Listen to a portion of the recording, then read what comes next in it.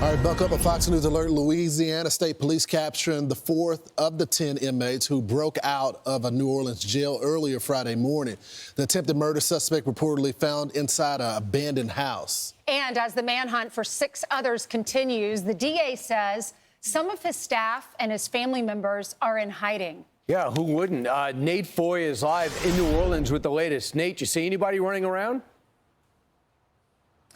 Haven't seen anybody running around quite yet, but yeah, it's day 5 of this search, and every single day that nobody is hurt from any of these fugitives is a blessing, because these are dangerous men charged with murder, aggravated assault, and domestic battery. So we know, as you mentioned, progress is being made with an arrest last night, but still 6 of the 10 fugitives remain on the loose. Take a look at Gary Price. He is the most recent fugitive to be arrested. Actually, the first one to be taken into custody since the first 24 hours of this search. Price is charged with first-degree murder. He was being held without bond awaiting his trial, and he'll now be taken to a state facility outside of New Orleans. As I mentioned, he's the first one arrested since Friday. Take a look at the map where the other 3 were found, all pretty close proximity within New Orleans, and a source close to the investigation tells me that authorities believe the remaining inmates are also still in the city, and that's not good news for the people who prosecuted their cases. I am personally afraid, not just for myself, but for my lawyers who tried the case against the individual twice. We were asking for a life sentence of this man, and he is now at large. 2 of the lawyers who I tried that case with, who successfully went forward, able to get a conviction on that case, these lawyers got out of town this weekend with their families. Yeah, so people who prosecuted cases leaving town, also the family members and friends of former victims also leaving town, concerned with what these fugitives might do. Take a look at this. So the 10 guys broke out of the jail using a hole in the wall behind a toilet. You can see right above that hole, they taunted officers, writing, quote, "Too easy, LOL." They then ran off from a loading dock area and crossed the highway. The Orleans Parish Sheriff said it's believed the inmates received help from someone inside the jail. 3 jail employees are suspended pending an investigation. Now, Louisiana State Police are warning friends and family of these fugitives that if they assist them and help them evade law enforcement, that they too will be held responsible.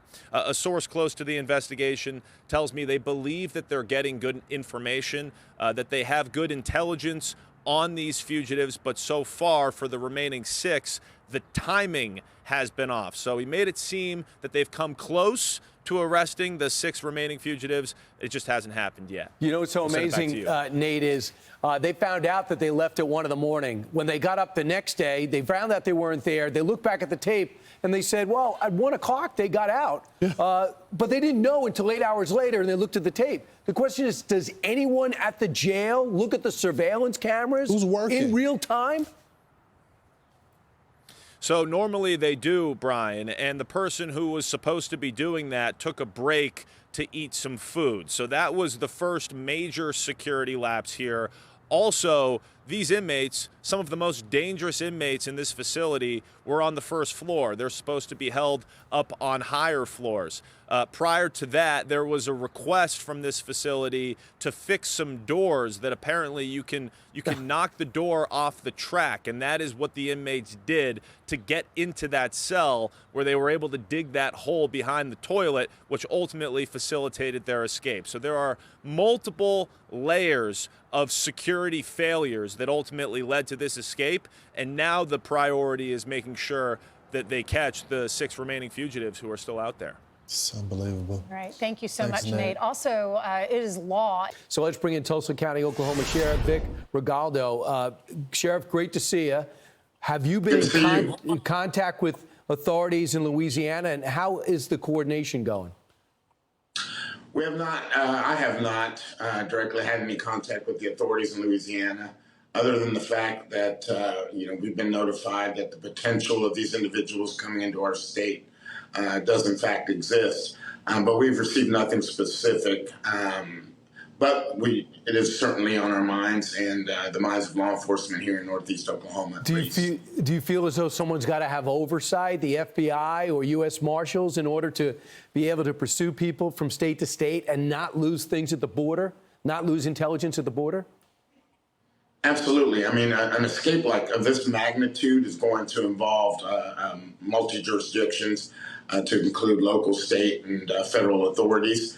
And certainly potentially could stretch into, again, other states. So this is a large scale type of manhunt, and it's going to take all hands on deck for sure. So, Sheriff, as I watch the inmates knock the door off the tracks, move a toilet out of the way, and cut through sheetrock, and then say, "Too easy," mock the jailers. You're saying to me in the break that this is indicative of a huge problem with incarceration and jails around the country. You're not as surprised as, let's say, the average American is?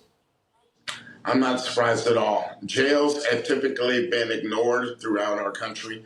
They're expensive to run. Unfortunately, very few people want to work within them. And when you start to have infrastructure issues, more often than not, they're ignored until you have something like this. So hopefully this, if anything positive comes out of this, it will be to shed a light on what is going on with our nation's jails. They are an important part of the criminal justice system.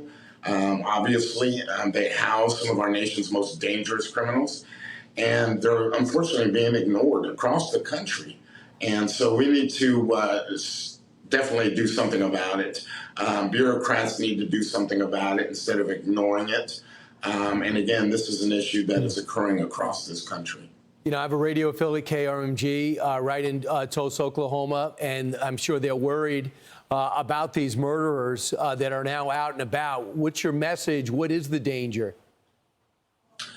Well, when you have individuals who have been charged with murder, they have nothing to lose. These are dangerous individuals, obviously. They've already shown their capacity for violence. And so alerting the public in a timely manner is extremely important. And coordinating among law enforcement agencies is also extremely important. But I will tell you, Brian, that here in Oklahoma, law enforcement is more than capable and ready to assist in the search for these individuals.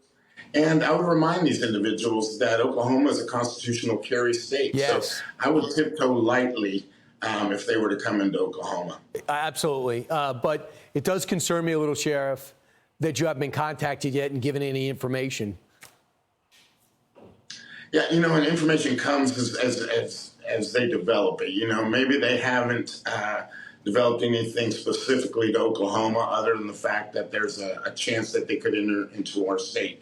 I don't know, but hopefully we will start, as this search continues, we'll start to see that intelligence bulletins coming in and information coming in so that we can alert our citizens as quickly as possible and start taking the necessary precautions. Yep, 4 are recaptured, 6 are out and about. Thanks so much, Sheriff. Appreciate it. Stay safe. You bet. Appreciate what you Take do. care.